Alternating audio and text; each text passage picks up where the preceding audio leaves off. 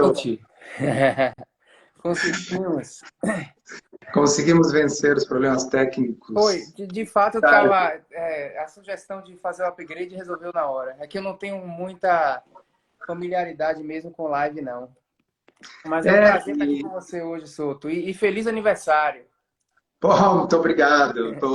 Eu que estou de aniversário, mas quem vai ganhar o presente são aí os nossos espectadores, com certeza. E é um prazer estar aqui com vocês. As pessoas esperaram com tanta paciência e ajudaram, né, para que a gente pudesse se conectar. Então a gente já começou nessa vibração boa, coletiva. Exatamente. E vai ser assim nessa live toda, pessoal. Estava conversando com o Dr. Luiz ontem, e a propósito, para quem estava vivendo debaixo de uma pedra nos últimos anos e não sabe, Dr. Luiz Correia, médico, professor da Universidade, da Faculdade Baiana de Medicina, e é professor de medicina baseada em evidência. Tem um curso que é um curso espetacular de medicina baseada em evidência. Então, ele é um grande especialista nessa área, é responsável pelo lançamento de um periódico peer review, né, chamado Evidence-Based Medicine, né? Journal of Evidence-Based Healthcare. Aí o nome e apelido é Evidence. E é um dos jornais Evidence. da. É um jornal Então, de peer review e aberto e de open science, né, sem conflitos de interesse, e que serve perfeito. para gerar uma comunidade em torno da. Uma comunidade pensativa em relação à ciência, a interface entre ciência e saúde. Então, para dar o background aí para quem está nos assistindo e não conhecia ainda, que Luiz é um sujeito que está qualificadíssimo para falar sobre o assunto. E, como eu estava dizendo antes, a gente conversou previamente, antes de começar essa live, e o intuito é falar sobre racionalidade, sobre ciência, sobre evidência aplicado à prática da medicina de uma forma geral. É realmente com o objetivo de informar, de fazer pensar. Né? Porque hoje as coisas estão muito combativas na internet, nós estamos com, até por causa da pandemia, os ânimos estão muito extremados. Né? É. Bom, Luiz, eu vou começar perguntando para você o seguinte, é uma pergunta aberta para que você comece a falar e eu vou me juntar aos outros como ouvinte nesse momento. Né? Seriam considerações sobre o papel da ciência na medicina, sobre o quanto as pessoas e o quanto os médicos têm familiaridade com a filosofia da ciência. Né? Porque para muitas pessoas que não são médicos, elas imaginam que todos os médicos são cientistas. Né? Mas isso não necessariamente é verdade. E você pode falar sobre isso porque você, além de ser médico, também é professor dos alunos da Faculdade de Medicina. Então, É. sobre esse aspecto aí, queria ouvir você. Então, Souto, na verdade, medicina não é ciência, né? A medicina contemporânea deve ser norteada pelo conhecimento gerado pela ciência, mas a atividade médica, e aí eu até generalizo, a atividade em saúde em geral, não é uma atividade, não são profissões científicas, onde se faz ciência como parte da profissão. Na realidade, essas nossas profissões, elas são profissões de execução, né? De solução de problemas na prática. São profissões pragmáticas. Né? Diferente de um físico, do astrofísico, né? A profissão dele é entender o universo. Tá? A profissão do médico não é entender o universo, é solucionar o universo. Então, nós somos executores de ação. Então, não é essência, de fato, da atividade médica a observação e o entendimento do universo de uma maneira acurada. A nossa essência é a ação. Né? Perfeito. Então, essa é a lacuna, uma lacuna muito natural que acontece entre a execução de uma ação médica e o norteamento científico dela. Nós não somos exatamente, não é exatamente a mesma coisa. Então, o médico, o profissional de saúde em geral, não estou falando só o médico, O profissional de saúde, ele não precisa ser pesquisador, ele não precisa ser cientista, a atividade não mas ele deve ser um bom consumidor do conhecimento científico. Então, para isso, precisa treinamento. E, em primeiro lugar, reconhecer que há uma dificuldade, porque essa lacuna é natural. Nossa profissão não é ciência. Então, a gente treina para executar, mas a gente tem que acessar a ciência. Então, essa é uma dificuldade natural. E é uma dificuldade também da mente humana. Esses vieses e essas questões de violações de princípios de racionalidade, elas são típicos da mente humana, mais até do que sociológicos, né? Mais do que conhecimento, são questões biológicas, né? Porque o paradigma da crença, ele é muito forte na nossa mente. O paradigma da crença, e eu vou até mais longe, da fantasia, é um paradigma importante, e até mesmo para os espécie sapiens ter prevalecido, né? Então, a gente precisa desse paradigma, né? Mas existe hoje um outro paradigma, que é o paradigma do sexismo. Então, na verdade, a gente tem que trabalhar com esses dois modelos mentais. A gente não é para ser contra o paradigma da crença. Eu, por exemplo, eu preciso acreditar em mim para eu superar um obstáculo. Isso é crença. Né? Quando a gente acredita na gente mesmo, né? A gente estava aqui com dificuldade de acessar o Instagram, só que a gente acreditou que ia conseguir. Isso é crença, é importante, né? A gente não tinha uma evidência científica de que eu ia conseguir. Não sei nem a probabilidade, mas a gente se contagiou com as pessoas querendo que a gente estivesse aqui conversando. Isso é crença. E ainda bem que a crença existe. Então veja como é difícil a gente viver com a crença no dia a dia. A gente acorda e a gente tem que crer que o dia vai ser bom. Então isso é muito inerente. Agora imagine a dificuldade nossa na profissão, que é uma profissão de execução, de mudar a chave na hora de Exato. executar. Essa é a dificuldade. Não é natural. Não é natural. Precisa, então, treinamento até que comece a ficar alguma coisa um pouco natural. E esse treinamento é a habilidade de pensamento, é a racionalidade. Existe um conceito, né, que é a heurística. A heurística é aquelas regras rápidas, não tão corretas, mas válidas porque muito rápidas, né? Você, como o exemplo que sempre se dá, os nossos antepassados ouviam um farfalhar nas folhas no arbusto e eles não ficavam pensando, bom, pode ser o vento ou pode ser um predador. Qual a probabilidade de ser um ou qualquer outro? A heurística, ela é muito rápida. Você ouviu aquilo ali, você já se assusta e você já age. E provavelmente isso protegeu muito dos nossos antepassados e isso fica então incorporado ao nosso cérebro. E no dia a dia, essa heurística é importante. Mas essa heurística, ela, quando a gente tem que praticar ciência, ela nos prega peças. Porque determinadas coisas na ciência são contraintuitivas. A heurística é intuição, né? E veja, como você estava dizendo, Luiz, a medicina não é só ciência, também existe uma arte. Por exemplo, no diagnóstico, o diagnosticista experiente, aquele médico que tem anos de carreira, ele usa muito a intuição, a heurística, ele já viu várias vezes algo que tinha aquela característica, produzir um determinado desfecho, então ele faz o diagnóstico. Porém, na nossa prática médica, a gente tem que, como você disse, frequentemente virar a chave e pensar de acordo com a ciência, que é um pensamento estruturado e contraintuitivo, né? É. Então, o pensamento clínico, ele é heurístico. O pensamento clínico, né? O pensamento clínico, você falou em diagnóstico, por exemplo, o diagnóstico usa heurística de semelhança. Ou seja, inclusive, quanto mais experiente, mais as pessoas percebem que aquele quadro clínico, aquele conjunto de sinais e sintomas se assemelham com alguma doença e usa heurística de semelhança.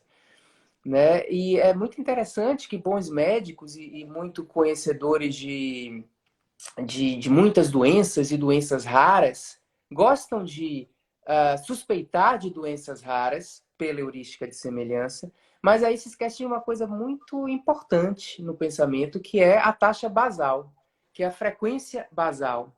Então, mesmo que numa doença rara, aqueles sinais e sintomas se assemelhem muito com aquilo, e eu seja um médico muito conhecedor, como por exemplo um House do seriado, né? Ali sabia tudo na cabeça, ninguém pensava naquela doença, ele pensava.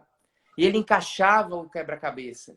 A probabilidade de ele acertar é baixa. Não porque ele não é bom em ter essas informações na cabeça, mas por ser uma doença rara, a taxa basal é baixa, a probabilidade pré-teste daquilo ali é baixa. Então, por mais que a coisa se assemelhe, o se assemelhar aumenta a probabilidade, mas parte de uma probabilidade muito baixa. Então, o processo diagnóstico que usa heurística de semelhança é o pensamento clínico. O pensamento humano é clínico, mesmo se não for médico. A forma humana de pensar é clínica, que usa heurística de semelhança, principalmente, para reconhecer as coisas. As semelhanças, boa parte das vezes, ela guarda relação com a probabilidade. Mas a heurística de semelhança não leva em consideração a probabilidade a priori. Só leva em consideração a probabilidade da semelhança, né? Então, é um grande exemplo disso, né? Então, e a heurística de semelhança é importante, porque a gente não pode ficar pensando tanto em relação a todas as situações, né? Mas para profissão, profissão que leva a tomada de decisão que pode levar a consequências intencionais e não intencionais, vale a pena a gente se policiar um pouco em relação aos nossos próprios vieses. E aí eu chamo isso de autoceticismo clínico. No momento que eu faço uma suspeita diagnóstica, ou no momento que eu monto um esquema terapêutico, seja cético em relação a você mesmo. É difícil a gente ser, porque nós somos entusiasmados. Eu gosto de dizer aos meus alunos que medicina, saúde, nós somos privilegiados por ter essa profissão. Se a gente acertar, a gente beneficia uma pessoa. Então isso é um grande privilégio. A gente vai nesse entusiasmo, nessa vontade de aceitar. A gente se apaixona pela nossa própria ideia. Então a gente precisa exercer um autoceticismo clínico em relação às minhas suspeitas diagnósticas, em minhas estimativas prognósticas e meus esquemas terapêuticos. E aí eu não digo só se aquilo tem evidência ou não, mesmo que tenha evidência. Evidência não é a recomendação, não é a conduta. A evidência é um norte para a tomada da conduta. Depois da evidência vem o pensamento clínico individual. E a gente deve ser cético em relação a isso também, porque a gente tende a cair nesses vieses. Então é necessário treinamento. Não é biológico, o pensamento biológico é clínico e o clínico não é probabilístico. Então, sempre quando a gente fala em heurística, é útil, mas ela se distancia da probabilidade. E medicina deve ser a arte da probabilidade, como já dizia William Osler. Isso. Um viés muito comum, muito humano, é o viés de confirmação, né? Porque, como você diz, cada vez que a gente acerta ou acha que acerta, né? Porque, veja, muitas patologias melhoram sozinhas, né? Então, existe aquele conceito da regressão à média.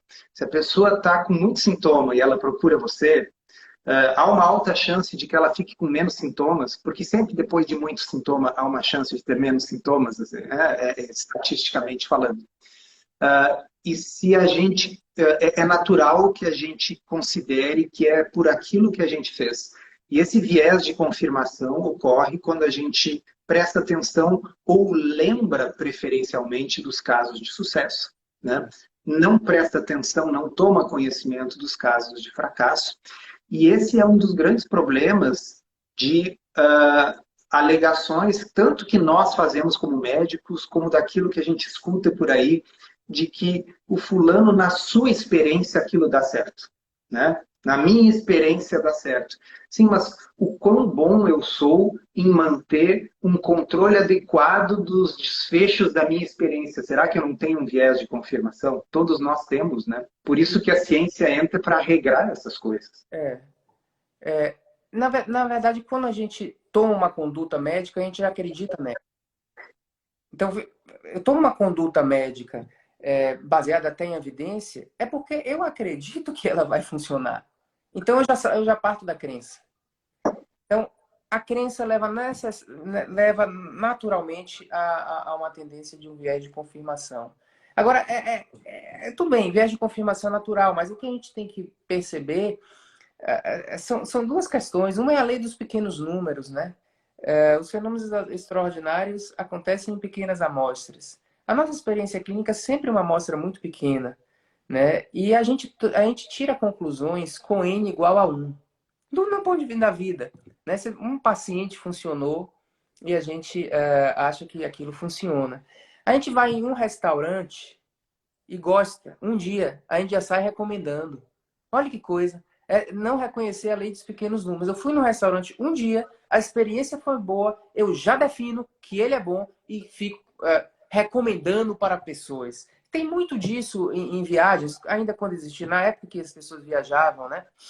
Então a pessoa ia lá numa cidade, né? E ia num restaurante bom, aí as outras pessoas que depois viajavam para aquela cidade já iam anotando com a anotação, não, vá nesse restaurante que é bom. Aí eu pergunto, quantas vezes essa pessoa foi nesse restaurante? Não, ela foi uma. Uma vez. É primeiro que ela já foi com viés de confirmação, porque ela já foi achando que era bom. Depois ela foi uma vez e ela já chega à conclusão e ela passa a recomendar aquilo de tamanha certeza que ela tem de que aquele restaurante é bom. A gente vive assim, tirando conclusões baseadas em amostra N igual a 1. E aí, como médico, né, a gente pode ter uma amostra de 2, 3, 4, 5, 10 que funcionou. E a gente acaba considerando que isso é algo válido para criar conceitos, né? Experiência clínica é uma coisa muito importante para fazer aquilo que eu acabei de falar. Você tem a evidência e você vai transformar aquilo numa conduta, né? Essa tradução do conhecimento, do conceito científico para uma ação, quanto mais experiente, melhor o médico. No entanto, ele não deve usar a experiência clínica para criar esses conceitos. Aí que é o erro de usar a experiência clínica. Ela não cria conceitos. Pelo contrário, a gente desaprende com a experiência clínica. Porque tem a lei dos pequenos números. As coisas acontecem em pequenas amostras, coisas extraordinárias acontecem. Coisas mais extremas acontecem e que se distanciam da média. Acontecem com mais frequência do que maior. Outra coisa que eu acho Eu, interessante é a cegueira clínica. É impossível, quando a gente fala sobre tratamento ou coisa do tipo, mesmo que a gente tivesse na nossa cabeça uma planilha do Excel, é impossível a gente detectar. Veja, um tratamento que reduz mortalidade com NNT de 20 é um bom tratamento. Só que você precisa tratar 20 para perceber a redução em 1. E não tratar 20 para perceber que não houve essa redução em 1. É impossível perceber isso na prática. Resultado de conduta, claro. a não ser E, casos e que Luiz, a não é ser casos que importante seja salientar para quem não, desculpa te interromper, mas para quem não é médico, não é da área da saúde, que os nossos melhores tratamentos, aqueles que estão comprovados, que foram oriundos de grandes ensaios clínicos multicêntricos publicados nos nossos melhores periódicos e estão incorporados à prática médica, os nossos melhores tratamentos são dessa ordem, né? São melhoras de risco relativo de 20%, 30%, né? Com um NNT de 20%, se for muito bom, 15%. Né? Nós temos poucas coisas que eu preciso tratar bem pouquinhos pacientes para já ter certeza do benefício. Então, como você disse, não tem como o ser humano, com todos os seus vieses, captar isso na sua experiência e com pequenos números. Por isso que reclusão. não adianta o depoimento meu ou de um colega que atendeu vários casos e observou que na experiência dele aquilo funciona assim. Isso é interessante para gerar uma hipótese, mas para a gente poder saber se isso é real ou não, só a intuição das pessoas não basta. Tem algumas situações que a experiência ajuda, que a intuição acerta. São as situações de respostas muito regulares e feedback muito rápido, né? Por exemplo, a experiência nossa pode ser suficiente para a gente aprender que morfina melhora a dor, digamos. Ah, Né? Então, ocorre esses dois fenômenos. Primeiro, é regular. Todo mundo que você der vai melhorar a dor, praticamente. Depois, você vê na hora. É um feedback imediato. Então, quando você está diante das situações, nessas situações, especialistas, o aprendizado do especialista na prática funciona. A experiência funciona para essas situações.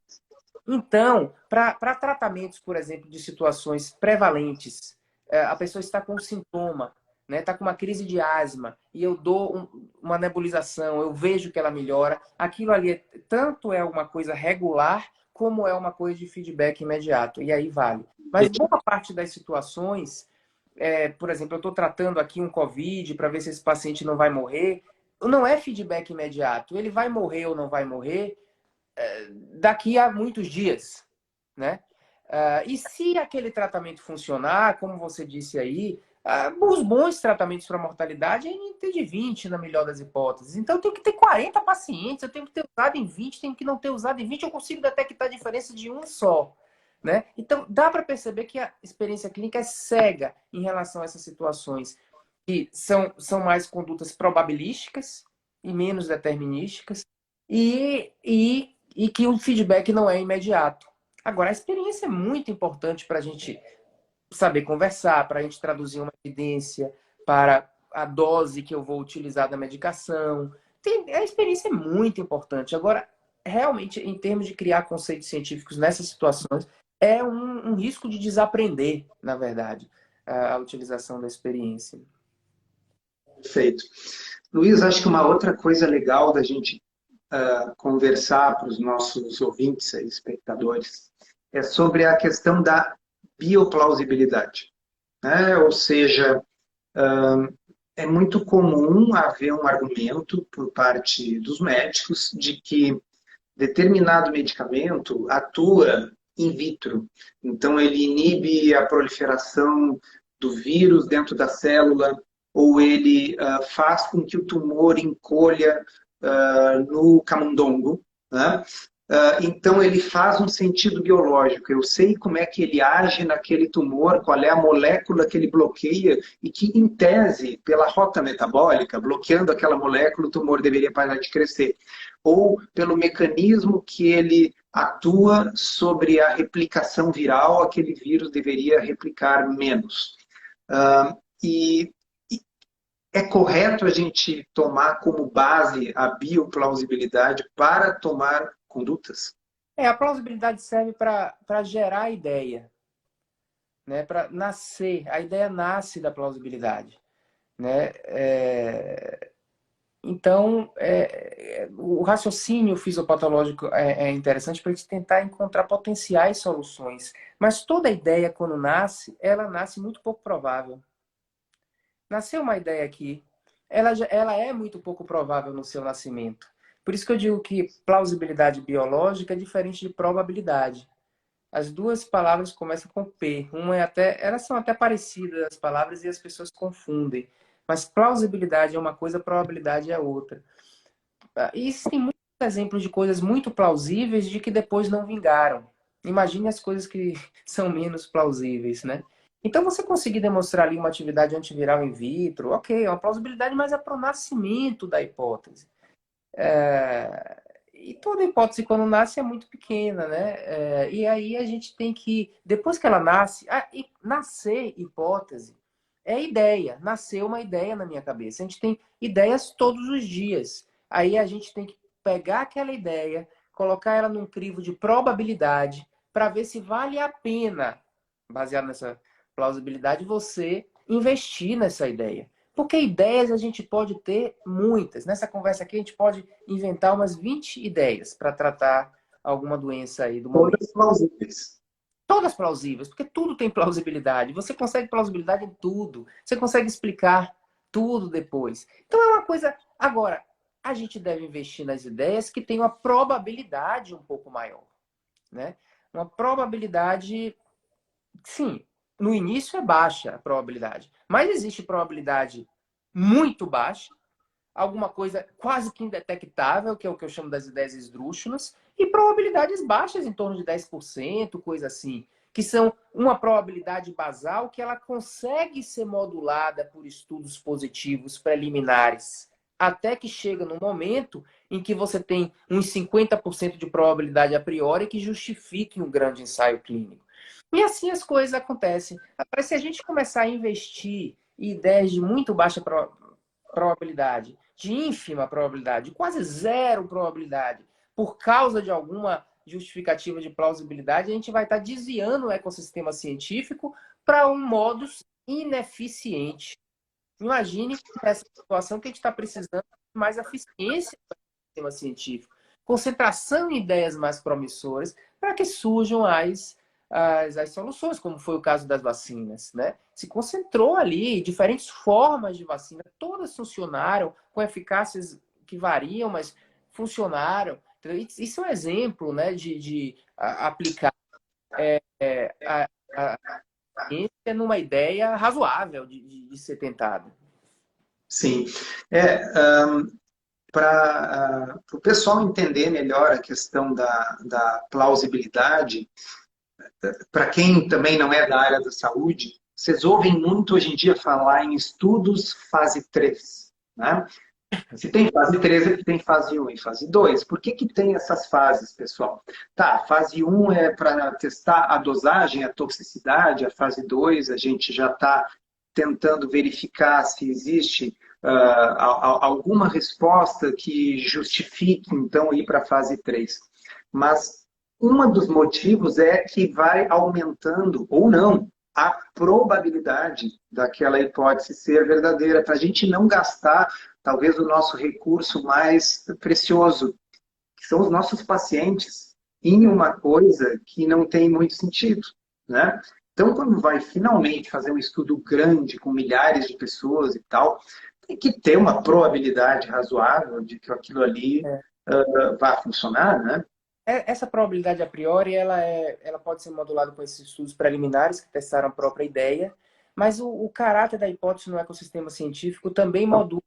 Por exemplo, eu acho fascinante as drogas não de repropósito. Repropósito a gente sabe que é baixa probabilidade. E a gente vê assim as falências de todas as drogas de repropósito aí, por exemplo, em Covid. Então, não tem repropósito não tem propósito, então você já tem uma baixa probabilidade. Mas existem drogas de multipropósito. O grande exemplo é corticoide. Corticoide é uma coisa que serve para tudo que tem inflamação. E é muito bom esse remédio para tudo que tem inflamação. Você está com a garganta inflamada, morrendo de dor, você toma corticoide e resolve. Você está com uma crise de asma, você toma corticoide e resolve. Né? Então, aquilo ali é uma droga de multipropósito, que o ecossistema científico já mostrou que ela funciona para diversas coisas. O outro exemplo, as drogas biológicas, os anticorpos monoclonais, servem para muitas doenças inflamatórias, doenças reumáticas, psoríase, asma grave e por aí por diante, entendeu? Então são drogas que, se tem inflamação, elas vão funcionar. Então, uma hipótese dessa, mesmo que ainda não tivesse um estudozinho preliminar, por exemplo, tocilizumab no COVID, ela já nasce com uma probabilidade maior. Essa que nasce com 10, 20% de probabilidade, essa que é a boa ideia. Né? E que é uma coisa que é um investimento científico em algo mais promissor. E Luiz, quando você testa uma lúxula, mesmo que seja bom, o valor positivo dele vai ser ruim, porque a probabilidade a priori foi ruim. Então, cabe ao cientista com C maiúsculo, tem uma grande diferença. Todo cientista é pesquisador, mas a maioria dos pesquisadores não são cientistas. Cientista pensa na ideia. Todo pesquisador é o quê? É um metodologista. Ele aplica um método para fazer um estudo. Mas onde está o cientista? Em pensar a melhor ideia da pesquisa. Então, é uma obrigação do cientista, se ele quer ser chamado de cientista. Esse é um dos critérios. Ele tem a pergunta boa e não todas as respostas.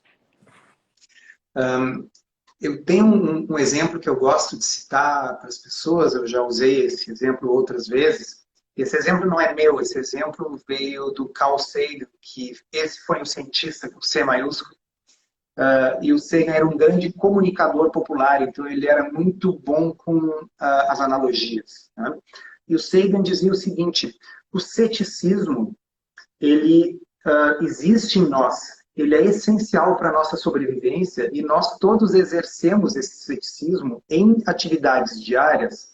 E ele dava como exemplo, um exemplo maravilhoso, quando você vai conversar com um vendedor de carros usados. Né? E aí aquele vendedor, ele diz, esse carro aqui, ele tem 15 anos, mas é como se fosse novo. Dê uma olhada, ó, como ele está brilhante, ele não tem arranhões. E veja ali, ele só tem 25 mil quilômetros rodados, porque ele pertencia a uma viúva que só andava no domingo. Você ia acreditar? Não. E se você acreditasse em tudo que te dissessem, você cairia em todos os golpes possíveis. Porque essa hipótese de que um carro de 15 anos realmente era uma viúva que quase não usava, ele está quase novinho e custa barato porque ele tem 15 anos, ela já nasce com uma probabilidade pré-teste baixa. E você sabe disso. Você sabe disso. Então, antes de comprar esse carro, você vai levar ele no seu mecânico de confiança. Se você não tem a competência suficiente para julgar se aquele carro realmente é tão bom como quem está te vendendo o carro ou quem está te vendendo a ideia está propondo. Né? Então, E aí ele dizia o seguinte, que muitas vezes, para acreditar em determinadas coisas, nós precisamos fazer a suspensão voluntária da descrença. Então, é engraçado porque muitas vezes, quando entra na área da saúde, não só o leigo, mas o médico, parece fazer a suspensão voluntária da descrença.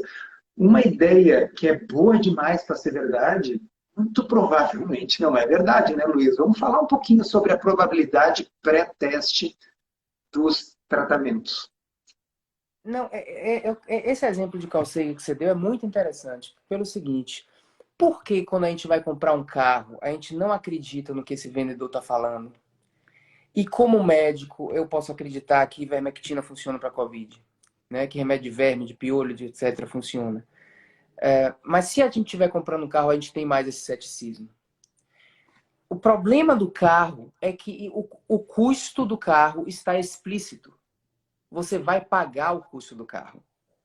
Então, as soluções, e aí voltando ao pensamento clínico, as soluções para um bom pensamento clínico é a gente transformar o pensamento clínico num pensamento econômico.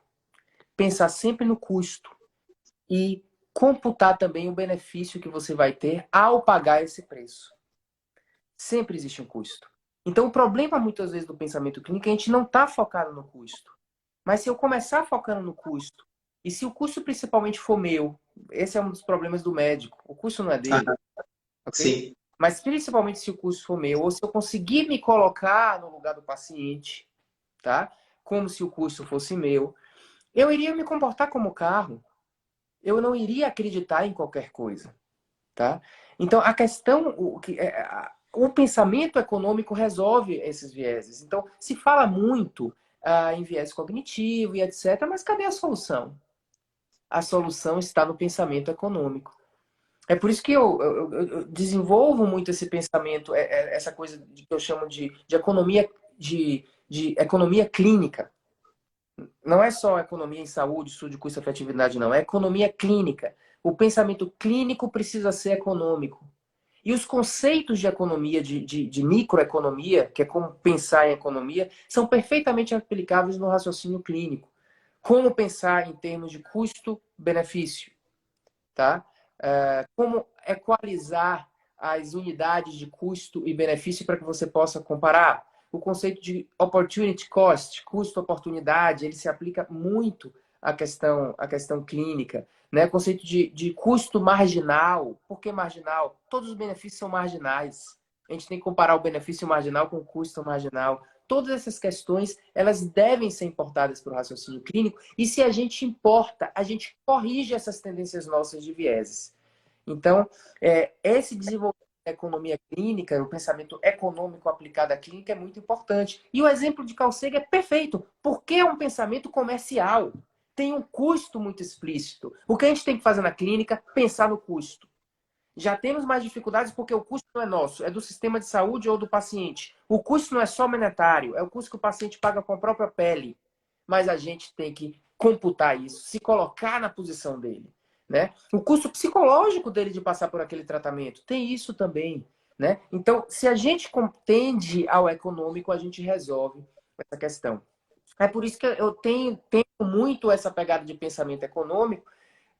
No curso online mesmo agora, eu estou criando um módulo só de economia clínica. Que Ah, que legal. é questão de custo-efetividade, mas conversando sobre esses princípios econômicos que precisam estar no nosso pensamento. Os economistas estão muito mais avançados em pensamentos do que os profissionais de saúde. Muito mais avançados nessa questão. Então, e a economia não é só monetária, a economia é da vida. Tudo tem um custo, tem um benefício, eu tenho que tomar decisão e a gente precisa incorporar isso aí. Sobre ainda a questão da baixa probabilidade das hipóteses, das novas hipóteses. Nós estávamos conversando que os nossos melhores tratamentos têm um NNT de 20, se for muito bom, menos do que isso. E, na verdade, dentro da medicina, você deu o exemplo da dor, por exemplo, onde praticamente todo mundo se beneficia, mas a gente tem muito pouca coisa que é como o proverbial paraquedas, né? Aquela história, você não vai randomizar quem pula de paraquedas e quem não pula.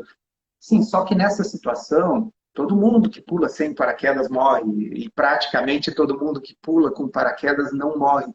Tirando alguma coisa do tipo botar um torniquete numa artéria que está sangrando, suturar um coração perfurado, tirando algumas situações extremas, a gente não tem isso na medicina, mas a maioria das pessoas, e inclusive muitos médicos, não se dão conta do quão marginal, do quão pequeno é o efeito terapêutico dos nossos tratamentos e de que cada novo tratamento deveria ser visto com o mesmo ceticismo de um carro usado. Esses dias, acho que nos últimos 2 dias, está circulando por aí um vídeo de uma como se diz, conferência de imprensa, né, onde pesquisadores estão anunciando um resultado com uma droga que é um inibidor da 5-alfa-redutase, se não me engano. Enfim, uma droga que diminuiria em 90% a mortalidade dos pacientes com Covid. Né? Até onde eu saiba, não está publicado isso, muito menos revisado pelos pares, de modo que é muito difícil a gente querer emitir qualquer opinião.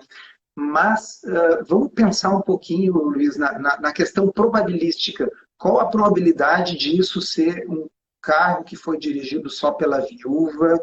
Né? Não é bom demais para ser verdade? E aí recorre à lei dos pequenos números, né? Você fala assim, 90% de redução de mortalidade é bom demais para ser verdade, e esses resultados aparecem em pequenas amostras. Né? Esses resultados estratosféricos não aparecem em grandes amostras. Então já induz, eu não olhei esse estudo, eu tenho preguiça, na verdade eu sou muito preguiçoso, então eu seleciono o que é bom para ler. Essas coisas que ficam parecendo gremlins, toda hora aparece aquele filme que tinha, né, que aparecia aqueles monstrinhos, né? Você mata um, aparece outro, mata um, aparece outro, mata um, aparece outro. Então eu tenho preguiça, eu não leio eu espero ver se aquilo ali é alguma coisa, né? Eu vou ficar vendo um slide de apresentação, pelo menos seja um artigo, né? Pelo menos se escreva no papel, né? Para a gente poder acessar. Mas é muito interessante como... E aí entra a questão de comunicação de ciência, como as pessoas gostam de novidades, né? Tem um trabalho na Science que as pessoas retweetam mais fake news do que news verdadeiras. Porque as fake news são mais atraentes, elas são mais interessantes, elas são mais escandalosas, como uma coisa dessa de 90% de redução de mortalidade. Né? Então aí tem provavelmente lei dos pequenos números, né? Deve ser um trabalho menor, né? Trabalhos desses pequenos, e tem que ver se tem vieses também, etc. Entendeu? Mas você já vê assim, está anunciando uma coisa que não é uma publicação, que não é um artigo, não está nem em preprint, é melhor a gente fazer outra coisa do que ler esses trabalhos, na verdade. E não tem como ficar comentando todos esses trabalhos. Eu acho que não é saudável ficar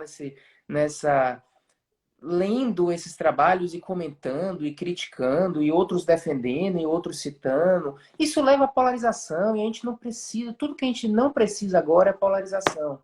Exato. É por isso que eu quis citar esse exemplo específico, porque esse está fora da polarização, isso não está sendo defendido por ninguém, ainda é uma coisa nova, né? E é mais para as pessoas pensarem assim, vamos voltar, por exemplo, do carro usado, porque muitas vezes, né, Luiz, dizem assim, não, vocês parece que torcem para dar errado. né? Não, não é isso. Eu, na verdade, eu torço para que o carro usado seja bom, mas eu sou cético, né? É, Eu torço que ele seja bom. Se eu vou comprar aquele carro, tudo que eu quero é que ele realmente seja bom, mas eu tenho que ser cético, né? e isso aí remonta ao seguinte, esse diálogo que a gente está tendo em prol da racionalidade não é defesa de ciência, não é defesa da evidência, é defesa da sociedade e do paciente. O interesse não está na evidência, entendeu? Em fazer um culto à evidência. Aliás, existe aí coisas tanto tamanho culto à evidência que vira dogmático, vira religião. Não é isso, eu não estou entendendo. Minha paixão não é pela evidência, é pela boa qualidade que vai beneficiar o paciente ou a sociedade, né? Então, a questão é a melhor decisão, a boa decisão. E a boa decisão, quando ela é baseada em premissas inadequadas, ela tende a ser uma decisão mais aqui, menos adequada, menos assertiva, né? Então não é propor a decisão por certeza, a evidência não traz certeza, mas traz um norte, que alinhado com o processo de racionalização, a gente pode encontrar melhores caminhos. Os melhores caminhos são em prol do paciente.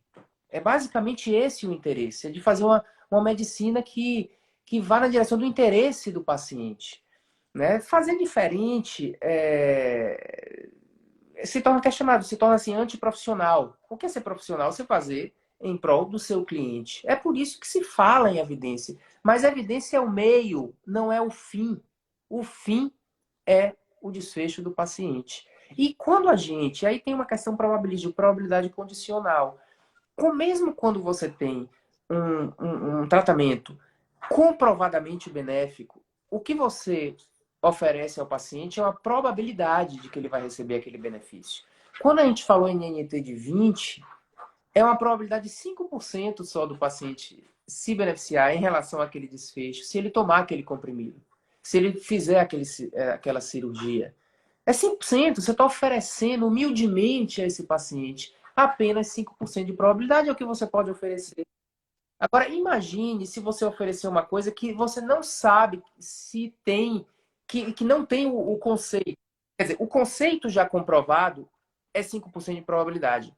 Agora, o conceito não comprovado entra outra probabilidade, que é a probabilidade daquele conceito ser verdadeiro. Então, vira uma probabilidade condicional. Eu vou ter que multiplicar 5% por 1% da probabilidade do conceito ser verdadeiro. Então, vai ser muito pequenininha a probabilidade de você beneficiar o paciente. E aí entra o pensamento econômico. Tudo tem um custo. Tudo. E as consequências não intencionais, que são custo, elas são múltiplas. Quando eu faço um tratamento aqui, eu quero salvar a vida de uma pessoa. Então, o meu interesse é não morrer. Só que as consequências não intencionais são infinitas. Então, a probabilidade de uma consequência não intencional prevalecer sobre essa intencional, principalmente quando você não sabe a probabilidade daquilo ser conceitualmente benéfico, é muito maior a probabilidade da consequência não intencional. Né? Então, isso aí é uma coisa que é em prol do paciente, é profissionalismo. Basicamente, profissionalismo. Né? Para o pessoal entender, como é que a gente estima a probabilidade pré-teste? Normalmente é necessário ter algum conhecimento prévio. Então, o conhecimento prévio de vida, no caso lá do carro, diz para você que um carro com 15 anos de idade, realmente ter 30 mil quilômetros apenas, nunca ter batido e ter pertencido apenas a uma viúva que dirigia nos domingos, é muito baixa. Então você já aborda essa realidade com o ceticismo adequado que é dado para você pelo conhecimento da vida. Na ciência, a gente tem o conhecimento da literatura que nos informa. Né? Então, qual é o tratamento para uma doença viral aguda que existe, que tem uma eficácia de 90%? É Né? perfeito. Eu acho que essa Não sua tem. carro, você fala assim, a experiência da vida, é o que eu chamo da probabilidade que é moldada pelo ecossistema científico. Né? A gente já ouviu falar de uma doença viral que conseguiu ser tratada por um antimalárico ou por um remédio de piolho, né? Pensem Então, assim, pessoal: Zika, dengue, influenza. febre amarela, sarampo, que mais? Ah, tem, É, assim, quando as pessoas, essas doenças também não têm um tratamento específico. Não tem um remédio. A própria influenza, tem o Tamiflu, funciona mal. Tá? E mas exemplo do Tamiflu, o Tamiflu é um antiviral, né? ele é um Olha, antiviral. vou O pegar Tamiflu, um anti outra coisa. então, assim, Falar. o exemplo do Tamiflu é Aí, bom porque ele é um antiviral desenvolvido para a influenza. Tá? Qual é o efeito do Tamiflu em realmente diminuir mortalidade em casos graves? não é nenhum, praticamente. Nenhum. Tá? Reduz. Mas aí, uma combinação de remédio para piolho com remédio para malária praticamente elimina a possibilidade da doença evoluir mal. Isso foi descoberto no Brasil por youtubers, né? E o mundo inteiro não sabe, se recusa a aplicar. Então, os Estados Unidos estão agora tentando vacinar a totalidade da população adulta com mais de 18 anos até o dia 1º de maio. Mas existe um tratamento muito mais barato do que as vacinas, que não tem gargalo de produção, que poderia tornar isso desnecessário. Israel. Né? Mas, Então, qual mas a plausibilidade? um grande equívoco também nisso. Eu acho que esses equívocos são muitas vezes equívocos assim, não propositais. Mas existe um Sim, conceito muito importante que é tratamento é paradigma individual, paradigma clínico. Vacina, distanciamento social, máscara é paradigma populacional. Então, a vacina não é só porque ela é 90% de eficácia comprovada e o outro não é não. Mas essas medidas populacionais, elas tratam a pandemia. E tratamento, mesmo que funcionasse, não trata a pandemia. Trata um paciente que ficou doente. Eu estou tratando um paciente de Covid, é a mesma coisa que eu estou tratando um paciente de câncer. Entendeu? É uma pessoa com um médico, sim. com um tratamento. Eu não estou tratando a pandemia. Então não tem lógica a gente querer fazer uma comparação, fazer assim, ah, não, eu não preciso de vacina porque eu tenho remédio. Por quê? Você quer que as pessoas todas fiquem doentes, fiquem lá na UTI para você depois dar o remédio? E o remédio trata aquela pessoa, ela não previne que as outras pessoas peguem a doença. Entendeu? Então, na pandemia, existe o tratamento para a pandemia, que são essas coisas que diminuem a transmissão de uma pessoa para outra. O resto é tratamento com NNT, é tratamento individual. Né? Que aí entra no mesmo paradigma. O paciente que está com Covid tem o mesmo direito da racionalidade do que o paciente com câncer, o paciente com infarto, o paciente com insuficiência cardíaca. Agora, vale salientar que essa história do fenômeno cloroquina é muito antigo, muito antes da pandemia. E existem cloroquinas e ivermectinas na prática cardiológica, oncológica e tantas outras coisas muito piores do que isso, em se tratando de racionalidade. Existem muito piores, né? Então, eu acho que boa parte das pessoas que estão entrando por esse caminho estão entrando com boa intenção, ou com os mesmos equívocos que nós cardiologistas fazemos angioplastia em paciente assintomático, né? O que oncologistas, às vezes, fazem aí quimioterapias fúteis e etc.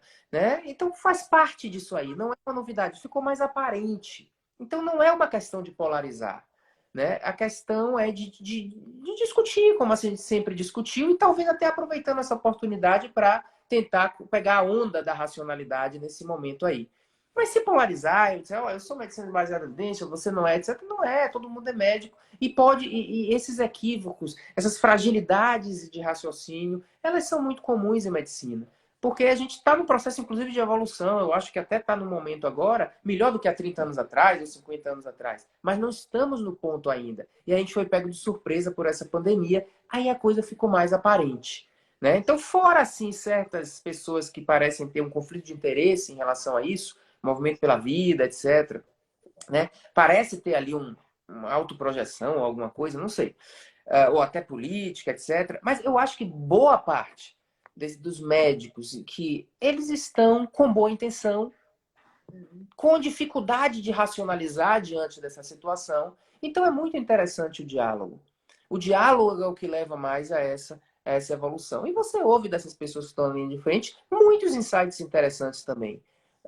De outras coisas, ou de vivências interessantes, que não são necessariamente coisas relacionadas à ciência, mas são coisas válidas. Então, todos têm o que contribuir. contribuir, eu acho. Eu acho que a gente tem que juntos caminhar nesse processo aí de evolução cognitiva da sociedade, porque não é só a medicina que se baseia em fantasia. As outras profissões também não são baseadas em evidência. Você não vê muito a segurança pública baseada em evidência. Vai liberar arma, não vai liberar arma? Cadê a evidência?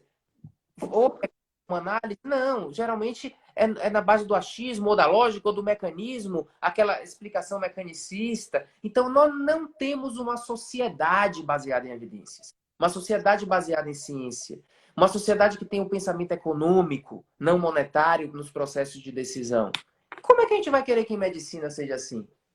A gente é simplesmente parte dessa sociedade que precisa evoluir em relação a esse letramento científico.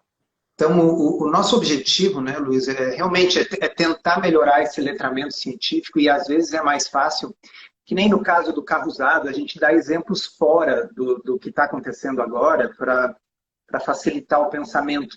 Vamos retroceder para 2016 e acho que a maioria das pessoas vai lembrar da fosfoetanolamina, fosfoetanolamina, né?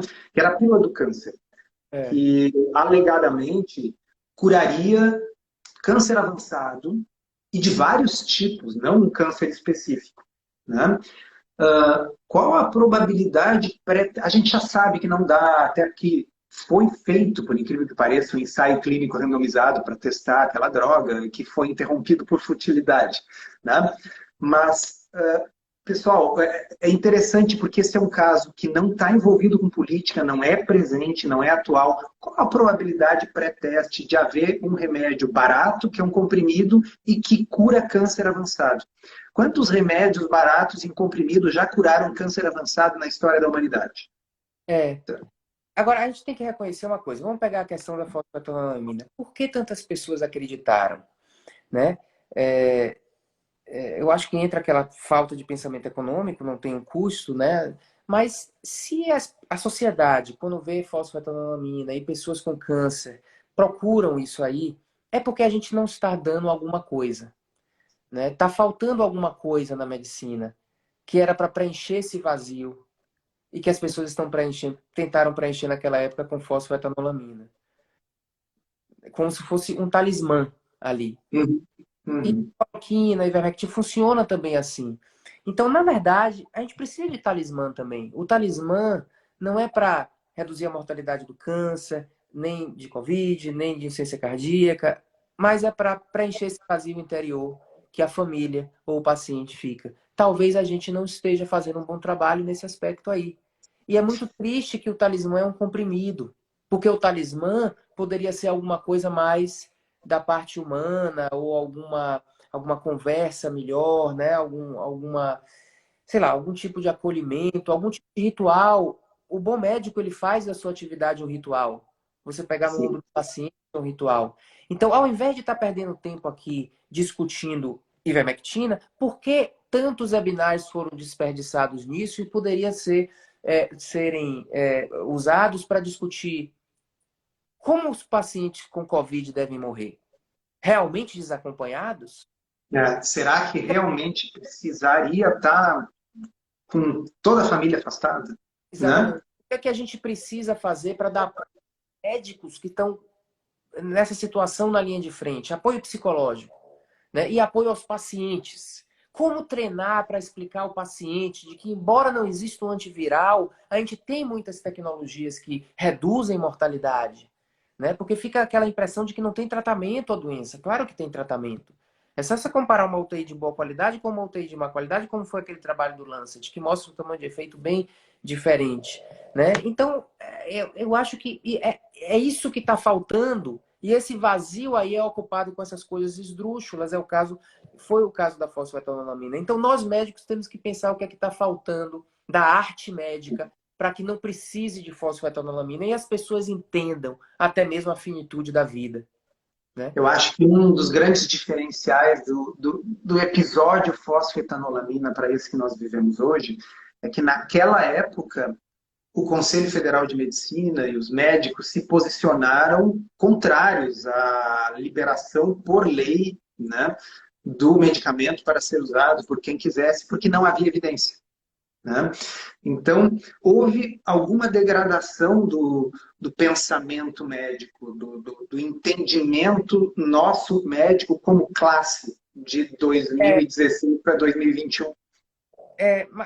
de qualquer forma, eu acho que a fosfatinolamina ela é proposta para uma doença que tem muitos tratamentos, câncer, tá? Então, câncer, cirurgia, você tem radioterapia, você tem uma série de quimioterápicos que podem ser feitos, né? Não vou fazer outro, vou fazer outro, vou fazer outro. Então, na visão do médico especialista, ele já está com as ferramentas dele ali. É como se eu, cardiologista, alguém inventasse uma maluquice para botar no dente de uma coronária. Eu digo, não, peraí, eu já tenho stent. Eu não vou. Entendeu? Então, o cara já tem as suas ferramentas. Então, naturalmente, a comunidade ficou mais resistente.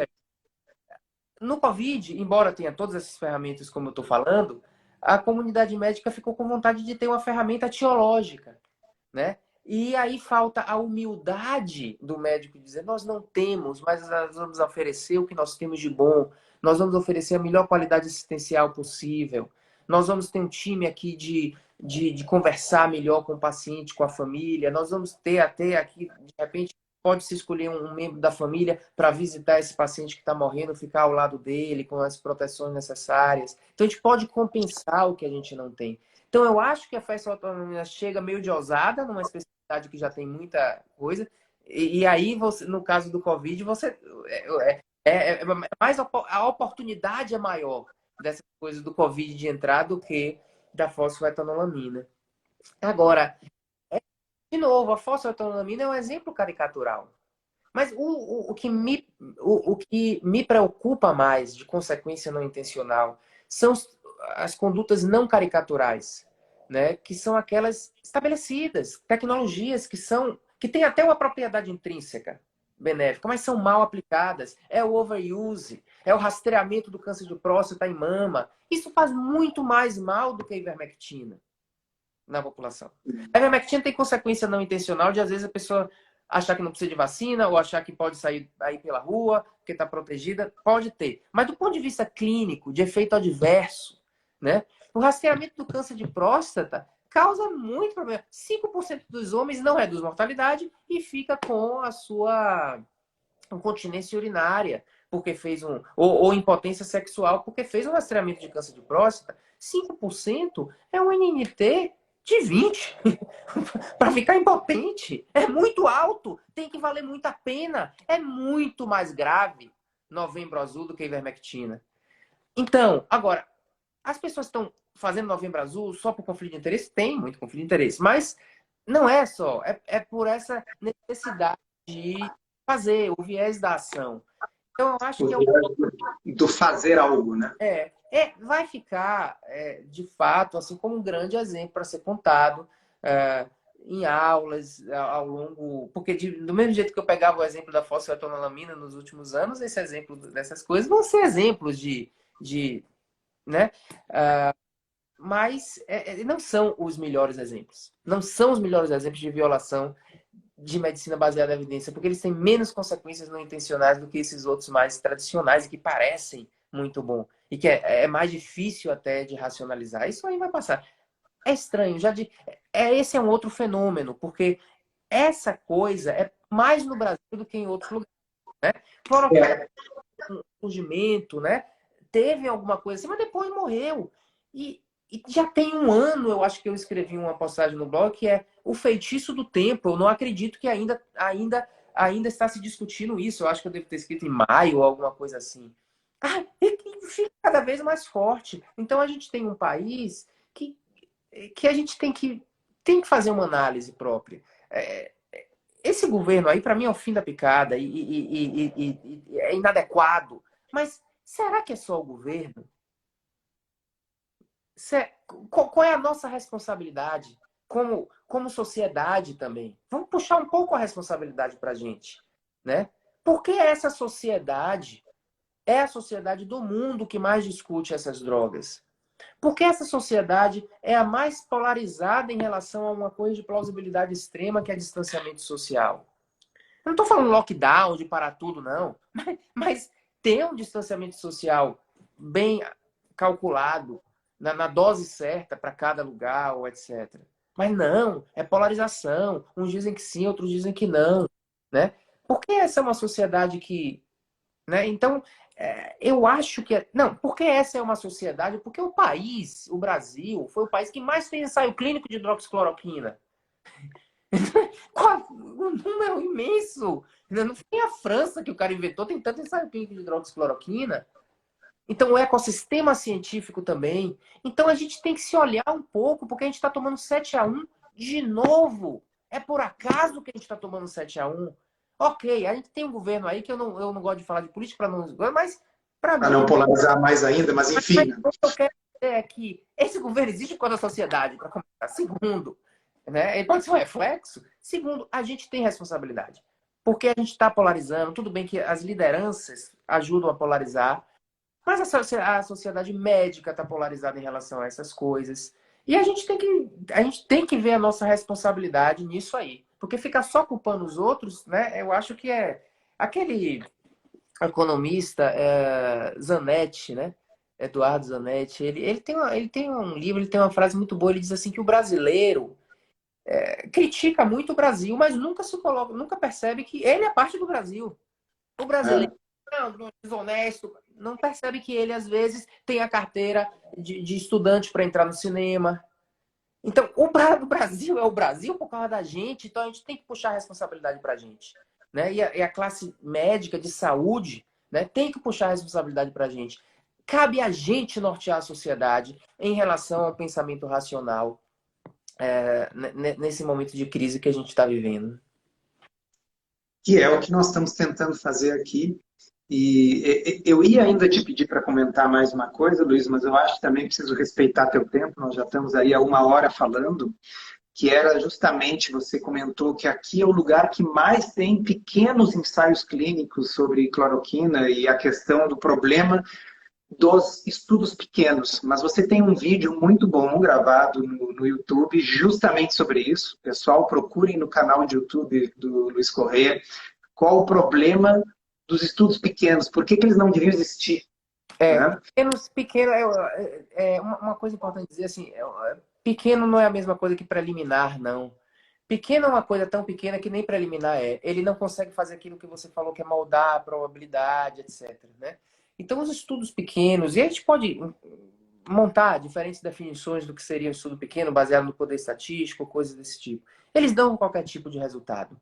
Né? É aleatório, o resultado é aleatório. Mesmo que ele não tenha viés, mas eles têm erro aleatório e eles dão qualquer tipo de resultado. E eles dão os resultados mais extremos também, né? Mas para mais, para menos. Então, na verdade, eles não contribuem probabilisticamente. A questão de, por exemplo, será que meta-análise de estudo pequeno serve para alguma coisa? Não, porque ia dar neutro o efeito. Se você bota 100 estudos pequenos sobre alguma coisa, se não tiver viés de publicação, você vai ter metade positivo, metade negativo, ou um terço positivo, um terço negativo, um terço neutro. Aí você compila esses dados, vai dar o quê? Zero. Entendeu? Então, não tem nem essa utilidade meta-análise de estudo pequeno. Você pode fazer uma meta-análise de estudo preliminar, mas para gerar hipótese, mesmo assim o valor preditivo positivo desses coisas não está na casa de 60% a 70%. Né? Então há uma valorização. Eu acho que a ciência acaba sendo a evidência científica, é o que eu chamo de evidenciomania. Né?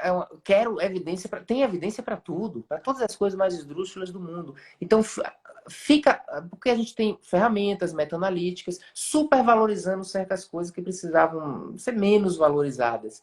Então é o cuidado que a gente tem que ter com essa evidências. Na verdade, Douglas Altman disse que a gente precisa de menos pesquisa, melhores pesquisas e pesquisas feitas pelas razões certas.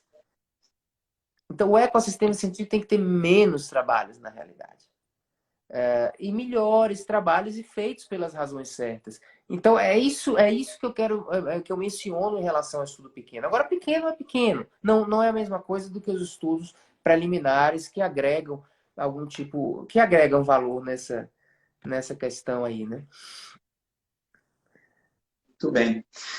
Luiz, queria muito agradecer a tua participação. Eu acho que quem assistiu ao vivo já ganhou muito, muitas pessoas vão ter oportunidade de assistir, de repente compartilhar esse vídeo por aí, né? Para ver se a gente ajuda um pouquinho a aumentar essa literacia científica, esse entendimento, esse pensamento probabilístico. Se eu conseguir fazer nessa conversa com você que algumas pessoas pensem nas hipóteses que surgem todos os dias, da forma como elas pensariam ao comprar um carro usado, acho que já está de bom tamanho. É, eu acho que o segredo é valorizar a incerteza. Reconhecer a incerteza e valorizar a incerteza. Isso é essencial para o pensamento médico. A gente abraçar a incerteza. A gente tem uma tendência de se distanciar da incerteza. Eu não quero incerteza. Eu tenho aversão à incerteza. Então eu procuro estudar para eu poder saber qual é a decisão certa. Em saúde não existe decisão certa. No momento que você toma a decisão. Essa certeza é platônica. O que existe é a melhor decisão. Ou uma boa decisão. O que é uma boa decisão? É uma que tem uma probabilidade favorável ao paciente. Ao paciente.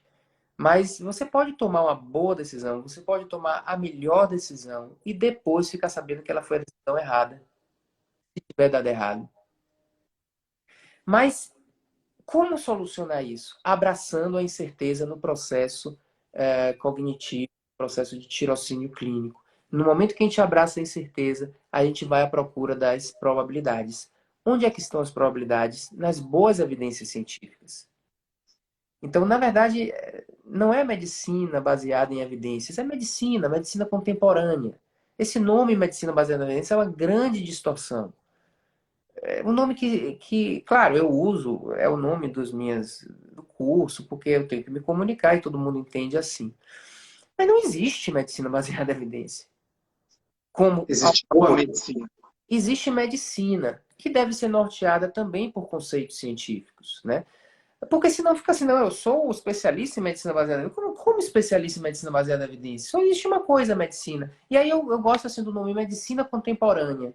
Porque antes não tinha realmente ciência epidemiológica, etc. A medicina contemporânea tem que levar em consideração essas questões. Se é para criar um nome baseado em alguma coisa, eu diria que o nome deveria ser medicina baseada em incerteza. Ele remete muito mais ao que a gente precisa entender, que é a principal lei do universo: a incerteza, a imprevisibilidade das coisas. Muito bom. Luiz, onde é que o pessoal te encontra na internet? Então, a história, eu sou uma pessoa que há 10 anos, o que a gente faz na Escola Baiana de Medicina, a gente resolveu tornar isso extramuros, né? Falar mais para fora. Então, o núcleo, né, o nascimento de tudo isso foi um núcleo formal, acadêmico, mas há 10 ou 11 anos a gente começa com um blog de medicina baseada em evidências, né? E esse blog, ele ganhou, né, notoriedade, etc.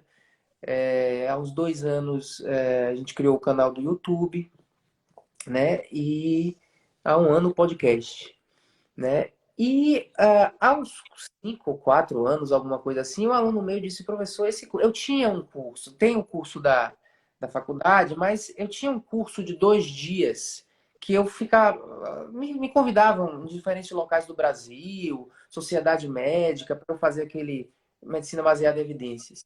E aí um aluno meu foi nesse curso, e esse aluno ele gostava da questão de internet, essas coisas, e ele disse, professor, você tem que transformar isso num curso online. Foi aí que surgiu o curso online de medicina baseada em evidência, que ali é o Uhum. estado realmente das minhas ideias. Eu estou falando aqui, tem uma aula para tudo, hoje tem mais de 200 aulas, e aquilo ali foi essa obra de pensamento ao longo desses anos todos que fica sendo ali colocado no curso online. Então tem o curso online de medicina baseada em evidência. Então, se vocês entrarem no Instagram, nesse aí, Luiz CL Correia, tem o link daquele Linktree que tem o link para o curso online, para o blog, para o podcast, para o canal do YouTube. naquele Linktree que tem aí na bio, né? Na bio do L. Luiz, com S, CL Correia, que é o mesmo do Twitter, né? É o mesmo Twitter. E eu gosto muito do Twitter porque o Twitter tem uma troca boa, mais profissional, assim, né? Para mim, Bem é uma acho. rede social profissional. Mas aí eu comecei assim, como eu escrevo no Twitter, eu tenho uma aluna que ela traduz para para o Instagram. Então eu acabo fazendo do Instagram um Twitter também. O que está escrito lá, ela é Camila, que é minha aluna, minha parceira, ela, ela traduz aí para o coisa. Então eu uso um pouco do Instagram como se fosse um Twitter, assim, para falar alguns pensamentos, algumas ideias. Mas tem o link ali para todas essas coisas e é um prazer interagir com as pessoas. Eu aprendo tanto com as pessoas, né, que interagem com a gente nas redes sociais e também a gente tem essas parcerias intelectuais, como essa que a gente está desenvolvendo agora, Souto, que são de grande valor para mim, porque eu acredito nisso, assim. Olha que eu falo, tô usando a palavra acredito, né? Porque não tem evidência científica, é crença mesmo. Eu acredito que essas parcerias intelectuais criam uma rede colaborativa de pensamento e leva a uma evolução cognitiva da sociedade. Então a gente deve pensar muito enquanto sociedade, como a gente deve evoluir. Eu acho que essas parcerias que são nós importantes nessa rede cognitiva. Com certeza. Então, como eu disse lá no início, repetindo agora, eu estou de aniversário, mas quem está ganhando presente é todo mundo que está aí nos assistindo. Obrigado, Luiz. Mais uma vez, foi um prazer, um privilégio. O privilégio foi meu, Souto. Valeu. Vamos continuar. Grande abraço. Abraço.